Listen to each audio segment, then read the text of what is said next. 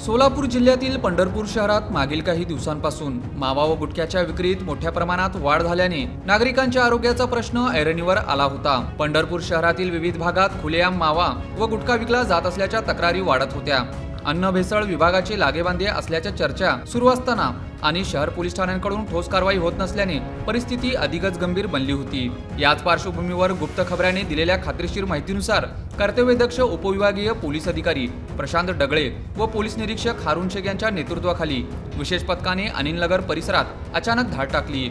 या कारवाईमुळे मावा तयार व वितरित करणाऱ्यांची एकच धावपळ उडाली। या धाडी दरम्यान मावा बनवण्यासाठी वापरले जाणारे सुमारे 3 पोती साहित्य पोलिसांनी जप्त केले। तसेच मावा व गुटखा वाहतुकीसाठी वापरण्यात येणारी एक मारुती कारही ताब्यात घेतली आहे।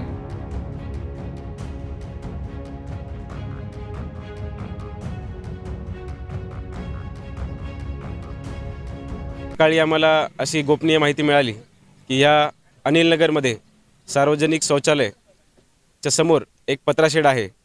हा जो रस्ता आहे हा कॉटेज हॉस्पिटलकडे जाणारा रस्ता आहे आणि ह्या पत्राशेडमध्ये अवैध काही सामग्री एकत्रित करून काही इल्लीगल ॲक्टिव्हिटीज करण्यात येत आहे अशी आम्हाला गोपनीय माहिती मिळाली।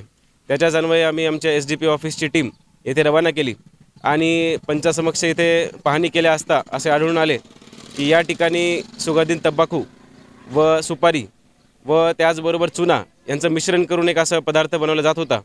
हा जो पदार्थ आहे हा नक्कीच हानिकारक आहे आणि त्याबद्दल आता कारवाई सुरू आहे।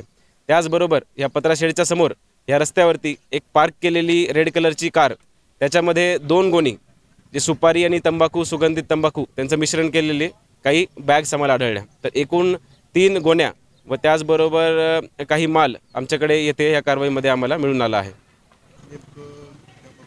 जसं तुम्ही सांगितलं पोलीस प्रशासन कारवाई करत आहे।